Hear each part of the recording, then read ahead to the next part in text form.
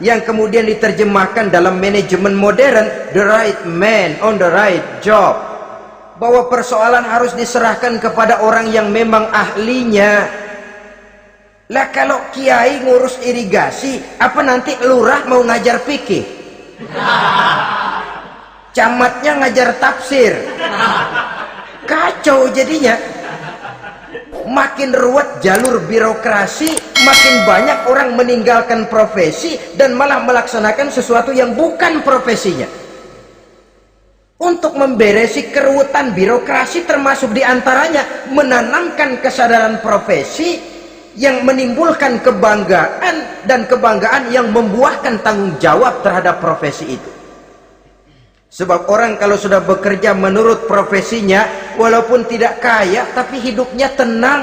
Kenapa? Karena panggilan jiwanya. Seorang kiai yang diajak ngobek, walaupun objeknya gol puluhan juta, kaya, belum tentu tenang, karena saya yakin bukan kesana panggilan jiwanya. Ma'asyiral muslimin rahimakumullah. Itulah sebabnya kerjasama, ulama membangun lingkungannya, ulama membangun manusianya, umarok membangun lingkungannya, sehingga terciptalah wujud daripada pembangunan manusia seutuhnya, ya zahirnya, ya batinnya. Seluruh kita berpartisipasi, hanya bidangnya saja yang berbeda-beda. Jangan yang satu merasa lebih berjasa dari yang lain, jangan yang satu merasa lebih penting dari yang lain. Seluruh kita penting, seluruh kita berjasa, cuma bidang kita saja yang berbeda-beda. Inilah bahasa Quran, kullun ya'mal ala syakilatih. Setiap orang bekerja menurut profesinya masing-masing. Ma'asyiral muslimin rahimakumullah. Kita kembali kepada riwayat Nabi Sulaiman alaihi salam.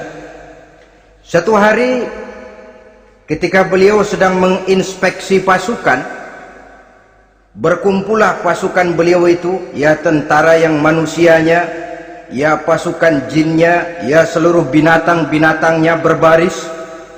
Beliau selaku inspektur upacara mengadakan inspeksi pasukan.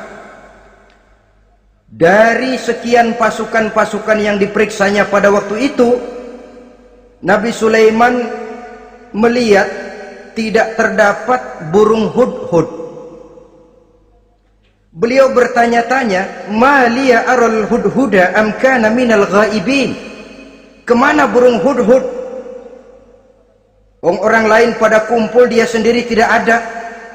Awas kalau dia datang, kalau dia tidak bisa memberikan alasan yang tepat kemana dia, akan saya berikan sanksi dan hukuman.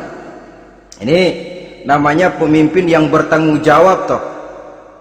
Seorang pun dari yang dipimpinnya tidak ada, menjadi pertanyaan. Tidak lama kemudian datang burung hudhud. Begitu datang lalu memberikan laporan kepada Nabi Sulaiman. Kalau istilah sekarang, begitu dia sampai berdiri hormat, lapor, kata hudhud ini.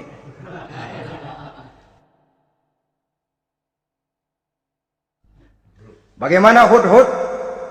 Maaf Tuan Raja, saya terlambat. Iya, kenapa terlambat? Patroli Tuan Raja.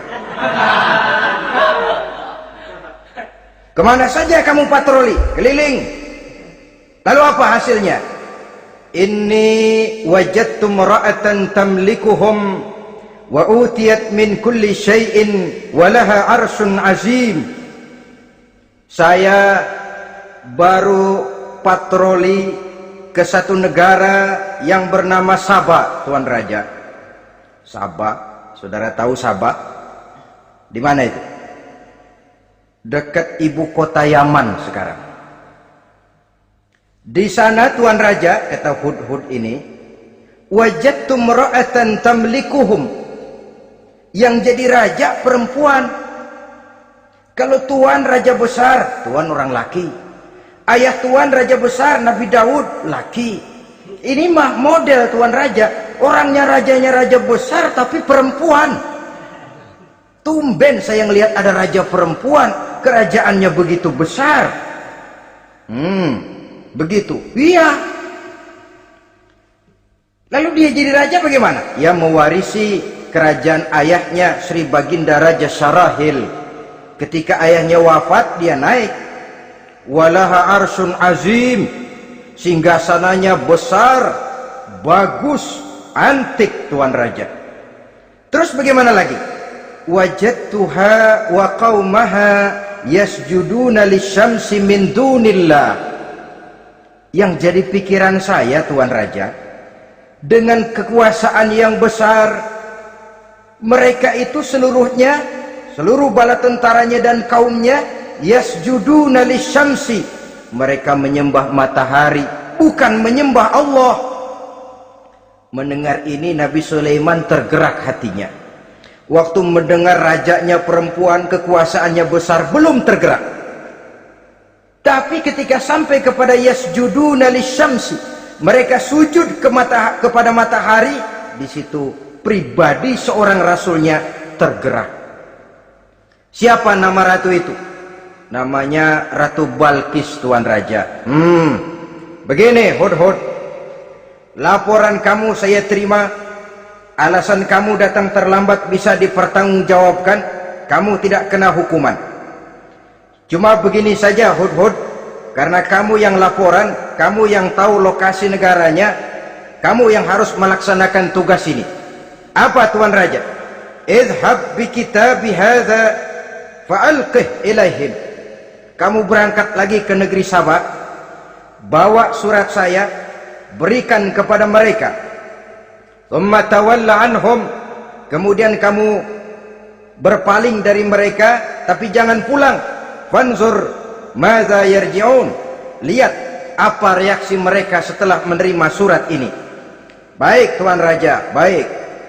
Nabi Sulaiman menulis sepucuk surat kepada Ratu Balkis, dan surat itu dibawa oleh burung Hudhud tadi.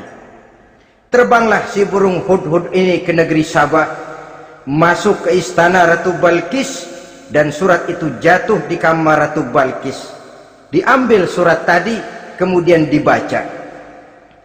Apa isi suratnya?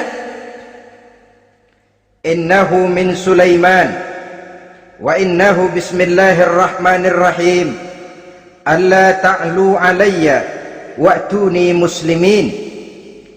Surat ini dari Sulaiman. Bismillahirrahmanirrahim. Jangan kamu merasa lebih tinggi dari aku. Datanglah kepadaku dan masuk ke dalam agama Islam. Suratnya singkat, padat, ultimatum. Jadi nggak pakai bahasa kembang, nggak pakai bahasa basi, langsung kepada isi. Surat ini dari Sulaiman. Bismillahirrahmanirrahim. Jangan kamu merasa lebih tinggi dari aku. Datanglah kepadaku dan masuklah ke dalam agama Islam. Ini yang disebut dakwah langsung tanpa pakai kembang. Saudara-saudara, menerima surat semacam ini, Ratu Balkis lalu ngumpulin para pembantu kerajaan, aparat pemerintah lah zaman sekarang, termasuk menteri-menteri, dipanggil sidang darurat di istana Ratu Balkis, membahas datangnya surat dari Nabi Sulaiman alaihissalam. Tuan-tuan para menteri, bagaimana Sri Ratu? Saya dapat surat. Dari mana? Dari Sulaiman. Katanya apa? Jangan kamu merasa lebih hebat dan lebih tinggi dariku. Datanglah kemari dan masuklah ke dalam agama Islam. Menurut pendapat tuan-tuan menteri, bagaimana surat ini? Apa kita penuhin permintaannya? Kita datang rame-rame masuk Islam? Oh, kata menteri, jangan dulu tuanku, gengsi dong. Kita ini kan kerajaan besar, tentara kita gagah. Masa mau menyerah tanpa syarat?